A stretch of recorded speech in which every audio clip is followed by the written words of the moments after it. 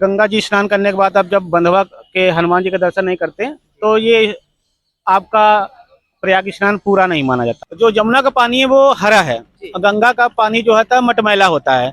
और इसी के बीच में जो अदृश्य हैं जो नीचे नीचे जाती हैं तो वो थोड़ा सा ग्राउंडिंग लेवल पे सरस्वती जो विलुप्त हैं। एक्चुअली हमने की जो है आप चंद्रशेखर आजाद पार्क जा सकते हैं, कहा जाता है।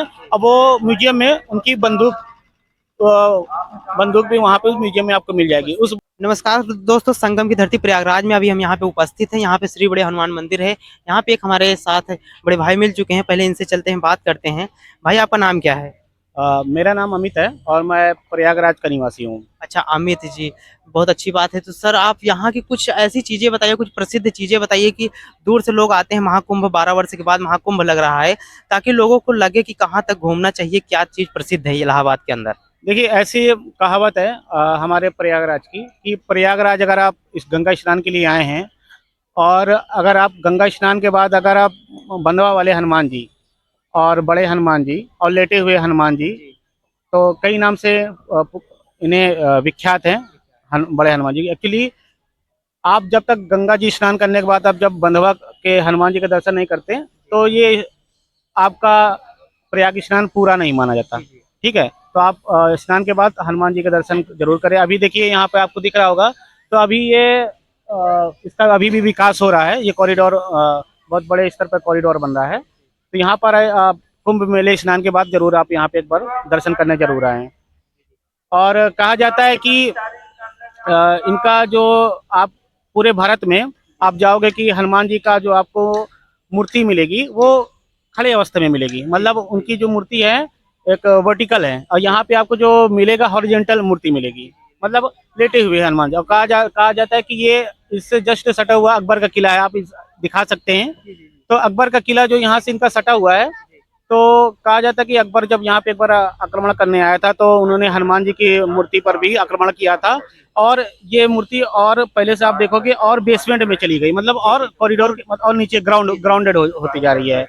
मतलब साल दर साल ग्राउंडेड होती जाए। और यहाँ की एक हनुमान जी की विशेषता ये है कि जब बरसात का सीजन आता है तो हर साल माँ गंगा जी इनको स्नान कराने आती है। पहला स्नान माँ गंगा का होता है, उसके बाद यहाँ पर और सारे लोग, हाँ जी जी जी, तो पहला स्नान माँ गंगा कराती हैं। और कहा जाता है कि यहाँ पे बंधवा वाले हनुमान जी का मूर्ति स्थापित किया गया। तो इसके पीछे भी कहानी है। जब लंका से भगवान श्री राम लौट के आ रहे थे माँ सीता के साथ, तो यहाँ पे कहते हैं कि प्रयाग के तट पर इन्होंने कुछ देर विश्राम किया था। तो विश्राम करने के कारण माँ इनकी यहाँ पे मूर्ति स्थापित हो गया, ऐसा पुराणों में कहा गया है। और कुछ प्रयागराज के अंदर ऐसा कुछ बताइए कि लोग आते हैं तो यहाँ पे घूमने की प्रसिद्ध चीजें क्या है, जैसे कोई और अदर मंदिर, इसके अलावा भी कोई अदर मंदिर आपके नॉलेज में?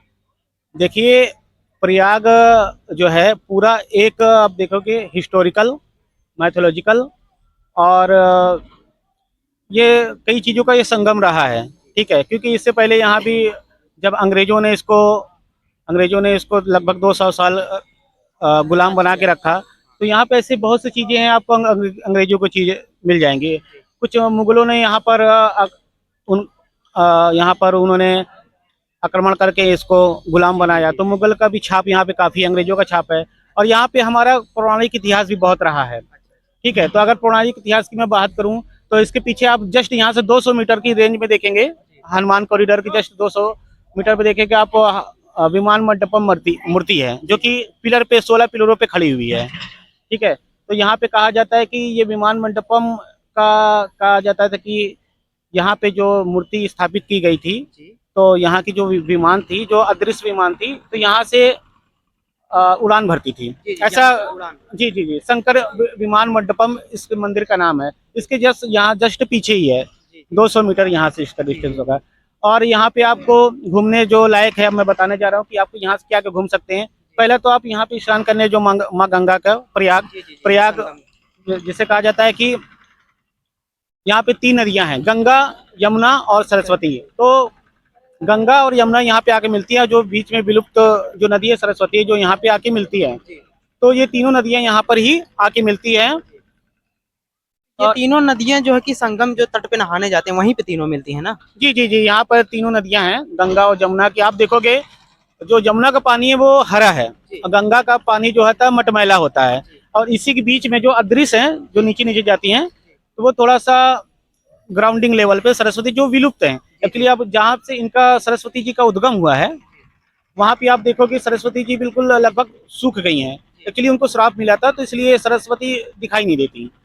और आप यहाँ से देख सकते हैं कि गंगा जी और यमुना जी, तो आप यहाँ से बिल्कुल आप जब उस तट पे जाएंगे तो आप बिल्कुल देख सकते हैं। यहाँ पर दोनों का कहा जाता है कि माँ गंगा और यमुना का जब मिलन होती है, लेकिन आप पानी उनका जो है, नदी का पानी, जल उनका मिश्रण नहीं होता है, बिल्कुल अलग अलग दिखाई देता है। अलग अलग आप पहचान सकते हैं? जी जी बिल्कुल पहचान, आप तट पे जाएं आप पहचान सकते हैं बिल्कुल।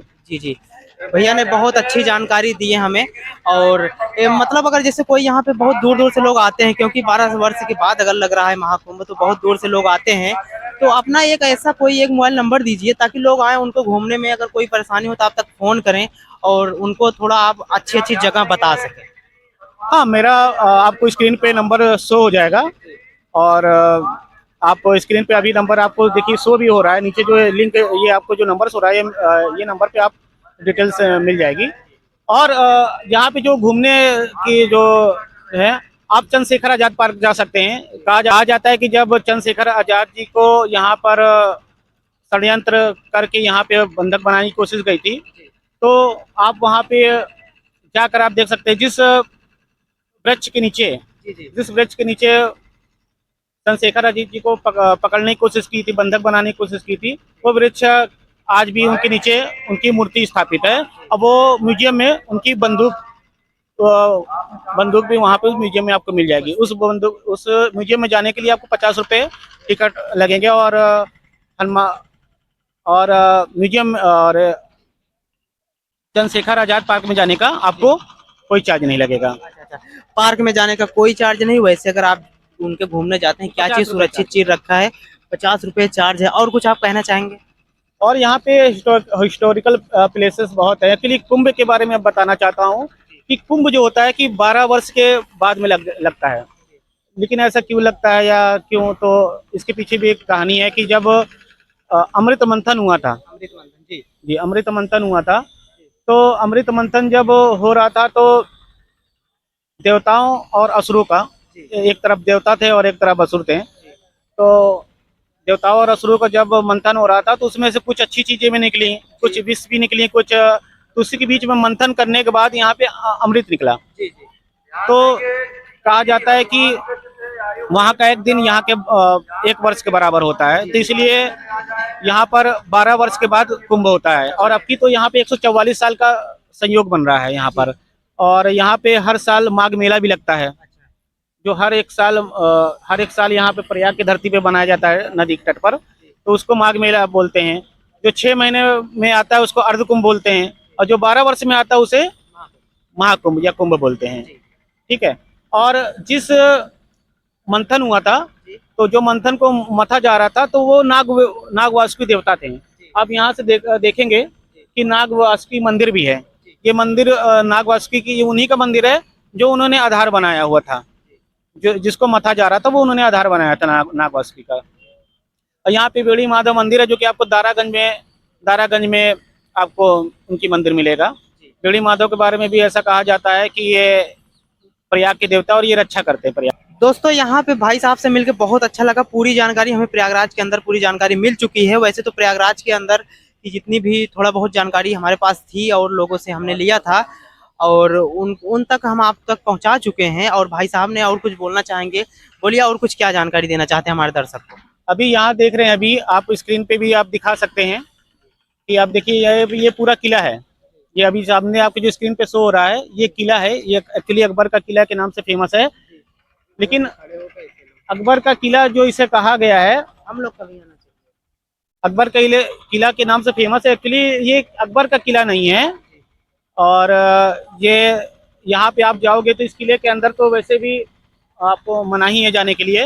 लेकिन जब मेला आता है, कुंभ मेला आता है, तो पर्यटक के लिए इसे खोल दिया जाता है। लेकिन एक छोटा सा हिस्सा खोला जाता है, बाकी से आर्मी ने अपने अधिकार में रखा हुआ है। अच्छा अच्छा। और इस जब आप नीचे जाएंगे तो यहाँ पर आपको अक्षय वट वृक्ष मिलेंगे। जी ये कहावत है कि अक्षय वट, जी आ मतलब होता है नहीं, क्षय मतलब क्षय होना। तो उस वृक्ष का कभी क्षय नहीं हो सकता, मतलब वो कभी मुरझा नहीं सकता, कभी खराब नहीं हो सकता, उसका जीवन कभी उस वृक्ष का समाप्त नहीं हो सकता। इसलिए कहा गया अक्षय वट। जी जी अक्षय का मतलब होता है जिसका कभी क्षय ना हो, जी, जिसका जी। नाश ना हो, उसको बोला है अक्षय वट। जी तो पूरे भारत में ऐसे 4 वृक्ष हैं, जी जिसमें से प्रयागराज में ये वृक्ष उपलब्ध है। और आप जब यहाँ से इस किले के अंदर जब आप जाएंगे तो आपको ऐसे बहुत सी अनेक अ, देवी देवता के प्रतिमाएं मिलेंगी आपको। जी। तो आप कैसे कह सकते हैं कि ये अकबर का किला है? ये इसको लाल किला के नाम से भी और लोग जानते हाँ, क्योंकि यहाँ पे लाल पत्थर है, हैं। इसलिए इसको लाल किला या अकबर किला के नाम से फेमस है ये। जी, जी। चलिए बहुत अच्छी लगी जानकारी जान के। आप लोग दोस्तों देखिए ये आप लोग के लिए है वीडियो, क्योंकि अगर आप लोग दूर दराज से आते हैं हमारे प्रयागराज के अंदर तो आप लोग को घूमने में बहुत सारी आसानी होगी। भाई साहब का स्क्रीन पर नंबर चल रहा है, आप लोग देखिए। अगर आपको ज़्यादा दिक्कत हो तभी आप कॉल करिएगा उस नंबर पे। और प्रयागराज के अंदर अच्छी अच्छी चीज़ें, अच्छी अच्छी व्यवस्थाएं और क्या कैसे प्रसिद्ध चीज़ें तक आप लोग पहुँच सकते हैं।